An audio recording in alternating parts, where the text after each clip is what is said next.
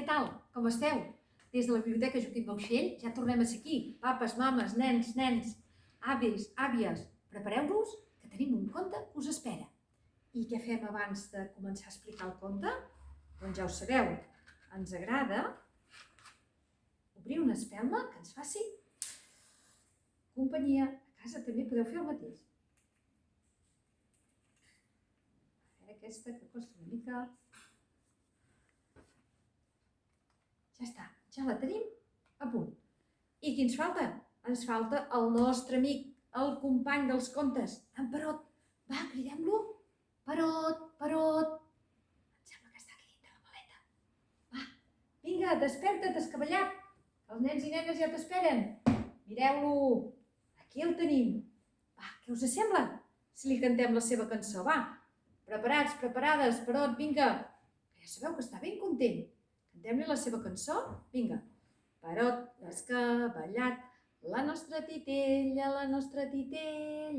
Perot, l'escavallat, la nostra titella ens ha agradat. Molt bé, Perot. A veure, espereu que en Perot sempre em diu coses, li agrada molt explicar-me. A veure, les seves cosetes. Vale, Perot. Molt bé. Sabeu què m'agrada? M'acaba de dir en Perot que li agraden molt els animals. I que com més grossos millor. Ai. A veure si tindrà a veure amb el conte que ens ha atrapat avui a dintre la maleta el nostre estimat amic Perot. A veure si hi haurà algun conte d'animals, que fa dies que no n'expliquem cap. Aviat ho descobrirem. A veure, què ens atrapa la nostra maleta? Ui, a veure, veieu? Aquí tenim. Ja veig un animal, i que és molt gros. El conte d'avui es diu Una morsa al meu jardí, de l'Àlex Nogués, amb il·lustracions de la Sònia Pulido i d'edicions Icaré.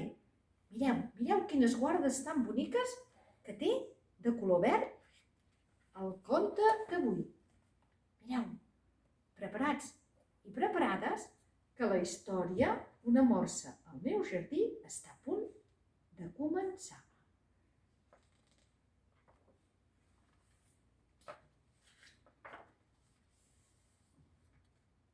Mireu, aquesta història va passar en el jardí d'en Pau i la Maria. En Pau i la Maria vivien en una caseta petitona, però que tenia un jardí molt bonic, on s'hi passaven estones. La mare li agradava llegir, al pare li agradava regar les plantes, i els nens corrien d'un costat a l'altre. Tenien una veïna, una mica xafardera, que sempre els estava espiant i mirant a veure què feien. I resulta que un dia que estaven jugant tranquil·lament, van veure una cosa que s'acostava cap al seu jardí. Una cosa que volava. Tots van mirar. Pare, mare, mireu que s'acosta.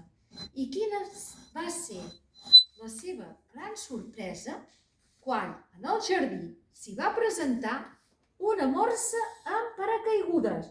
Patapum! Va aterrar ben bé a sobre la mare, que estava llegint la seva novel·la d'aventures preferides. Però què ha passat?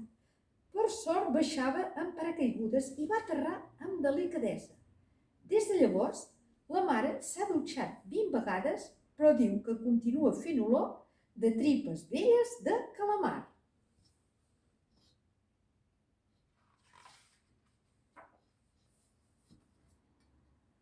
El meu pare, en veure la morsa, va dir que com a mínim feia 1000 quilos i que era preciosa.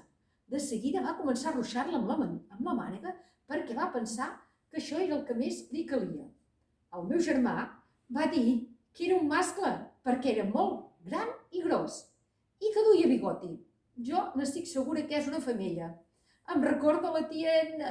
La meva mare, en canvi, no diu res. S'ho mira tot des de la finestra.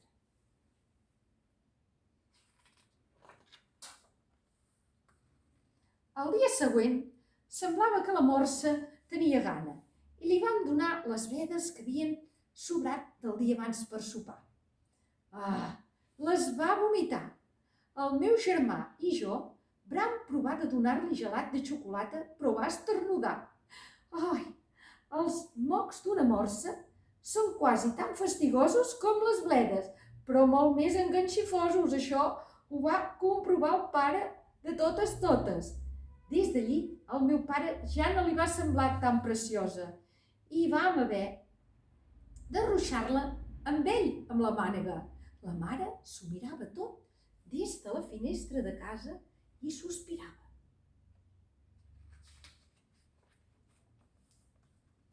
Al cap de 3 dies, el meu pare va decidir que en el jardí no s'hi podia estar més.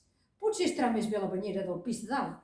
I quin va ser el nostre ensurt quan un cop instal·lada a la banyera de casa, barrabum, es va fer un gran forat al sostre i la nostra estimada Norça va anar a parar ben bé al mig de la cuina amb la gran sorpresa de la mare. La cara que hi va posar va ser de pel·lícula. Ai, el meu germà va dir, no, ja tinc la solució.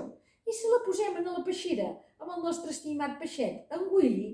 Però la peixera era massa petita per tots dos. Vam decidir que el millor era tornar a treure la morsa al jardí i vam inflar-li una piscineta. La meva mare tan sols mirava.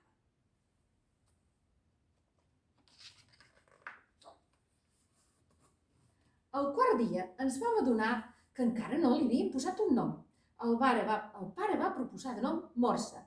El meu germà gran, vomitadora de greixos. Greci!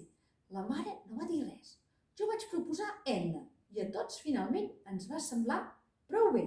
Per celebrar que tenia nom, vam fer una gran festa al jardí on no hi va faltar la música ni la nostra veïna que s'ho mirava tot des de l'altre costat de la brana picant de mans. L'Edna va estar ben contenta amb la celebració.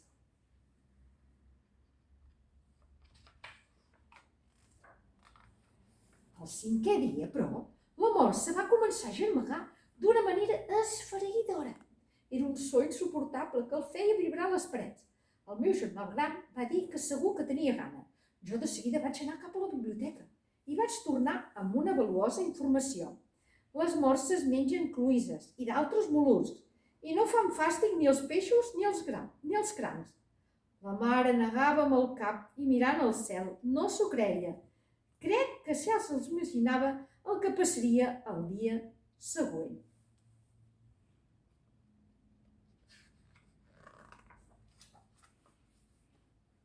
A primer d'hora, el pare va sortir corrents i de pressa cap al mercat. Ho vull tot, va dir el pare. No va deixar res a cap parada. L'Edna s'ho va menjar tot, no en va deixar ni una engruna. I va donar l'agraïment a la seva manera i va fer un rot estrepitós. L'olor que feia el seu alè era insuportable, pitjor que la pudor que fa el camió de les escombraries.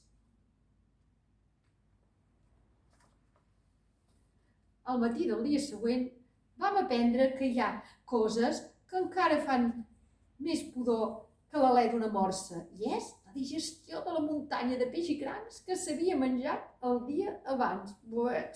Era insuportable.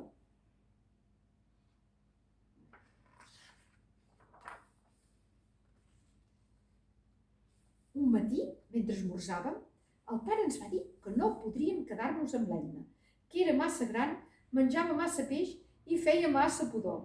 La mare es va posar a plorar. No sabíem si d'alegria o de pena. Potser devia ser perquè no volia que ens desféssim de la nostra estimada amiga, l'Edna.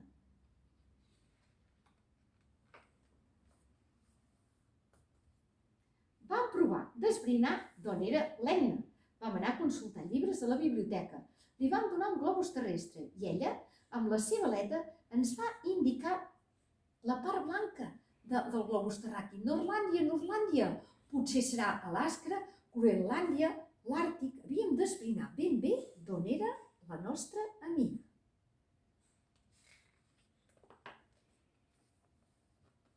Norlàndia semblava ser lluny, molt lluny. L'havíem de tornar a casa seva i vam començar a investigar a veure com ho podríem fer.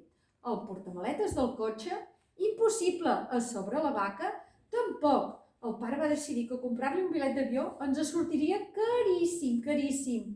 Estava desesperat. Fins que al meu germà no se li va acudir res més que provar d'ensenyar l'Edna a anar amb bicicleta. No ho feia del tot malament, però es cansava De seguida, res, que no trobàvem la solució per tornar l'Edna cap a casa seva. I els dies anaven passant.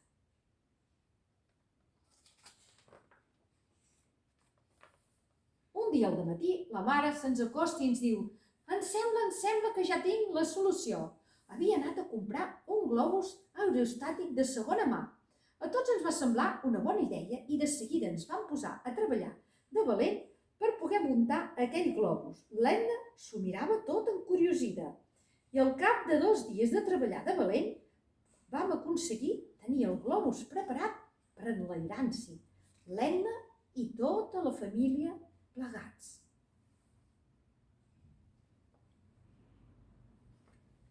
I així va ser com vam fer ruc cap a Norlàndia, no sense abans acomiadar-nos amb molta pena de la nostra veïna, que s'ho va contemplar tot amb uns ulls ben oberts. Sé que potser no ens creureu, però, malgrat tot, us direm que si mireu de vegades cap al cel de tant en tant, qualsevol dia, en qualsevol moment, podeu tenir una sorpresa al vostre jardí.